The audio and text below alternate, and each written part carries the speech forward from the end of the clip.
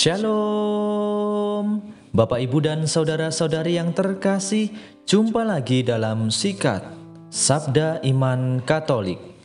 Kamis pekan kelima dalam masa Prapaskah 7 April 2022. Bacaan dari Injil Yohanes bab 8 ayat 51 sampai 59. Marilah kita siapkan hati dan pikiran kita untuk mendengarkan sabda Tuhan. Semoga Tuhan beserta kita, sekarang dan selama-lamanya. Inilah Injil suci menurut Yohanes. Dimuliakanlah Tuhan. Sekali peristiwa, Yesus berkata kepada orang-orang Yahudi, "Aku berkata kepadamu, sungguh barang siapa menuruti firman-Ku, ia tidak akan mengalami maut sampai selama-lamanya."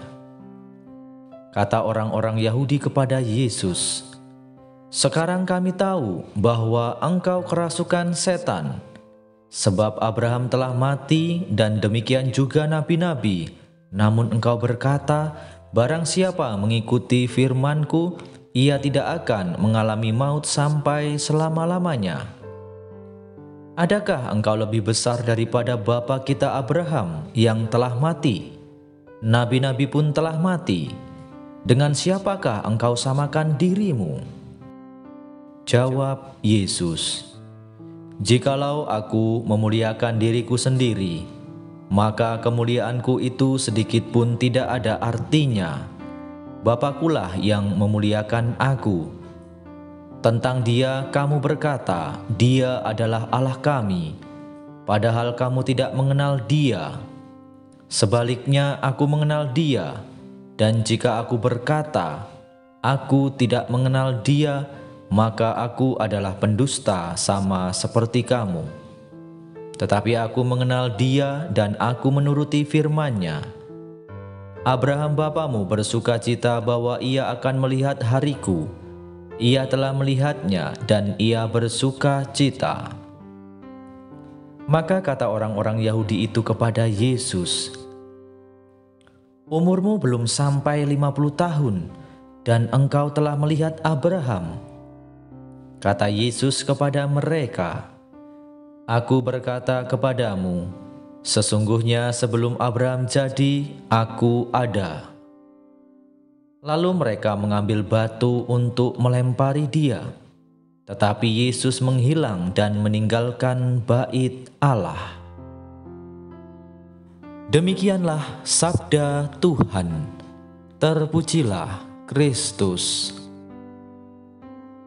Bapak, Ibu, dan saudara-saudari yang terkasih, renungan hari ini akan dibawakan oleh Bapak Paulus Agustinus Wahyu Panggapuar dari Paroki Santa Odilia Citra Raya, Tangerang.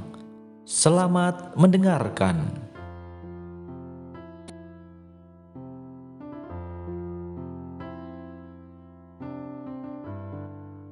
Shalom saudara-saudari terkasih, dalam nama Tuhan kita Yesus Kristus. Salam sehat. Sebagai orang beriman, ketika kita melihat seseorang melakukan hal yang kurang tepat, kita biasa berkata, "Jangan, ayo, ini, itu, dan lain sebagainya." Kita berharap semoga dengan begitu, seseorang tadi dapat melakukan apa yang kiranya tepat guna. Dengan tujuan yang baik, kita berharap apa yang mereka lakukan dapat membawa dampak positif bagi dirinya atau orang lain. Dalam situasi real, terkadang apa yang kita harapkan tadi belum tentu dipahami dengan baik. Mereka atau orang lain terkesan menyepelekan dan mengacuhkan harapan-harapan baik kita. Pernyataan jangan, ayo, ini, itu, dan lain sebagainya tadi malah dimaknai dan dituduh sebagai kata-kata yang menyinggung, menyudutkan, dan bisa saja mencelakakan bagi mereka. Hal ini bisa jadi karena mereka tidak memahami apa dan bagaimana maksud kita lebih dalam. Dalam teks Injil hari ini, kita disajikan dengan pengalaman dialog antara Yesus dan orang-orang Yahudi.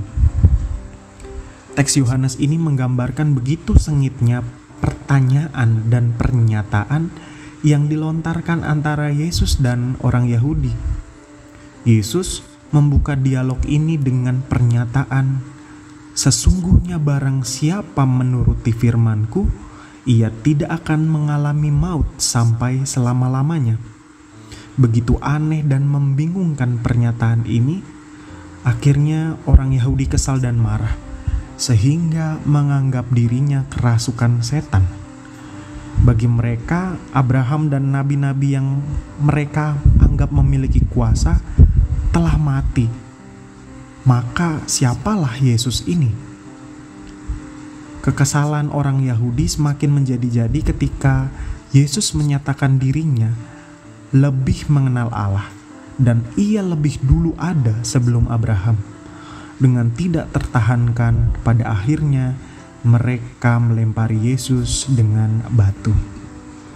Saudara-saudari terkasih, kita dapat saja menyatakan pernyataan Yesus dalam konteks teks serta zamannya tidak terduga, menyesatkan dan mencelakakan. Pernyataan Yesus membingungkan bagi mereka yang mendengarkannya. Wajar jika orang Yahudi mengatakan demikian. Tetapi sebagai orang beriman, kita tentu tidak begitu saja menyatakan hal itu. Dengan kesadaran iman, kita perlu melihat lebih dalam. Kita perlu benar-benar melihat lebih dalam siapa dan bagaimana Yesus. Dalam konteks pernyataannya, ia didukung oleh pengalaman hidup melalui perkataan dan tindakannya. Semua kebenaran ini tidak dilihat oleh orang Yahudi. Pernyataannya hanya dipandang sebagai kata yang perlu ditolak dan perlu dilawan.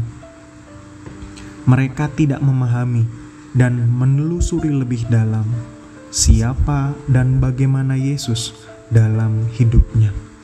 Seperti kisah di awal tadi, kita terkadang melihat orang dengan konteks saat itu saja.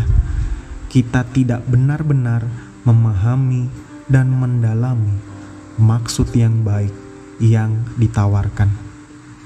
Saudara-saudari terkasih, pada hari ini dalam masa pertobatan kita belajar dan diajak untuk melihat Yesus lebih mendalam.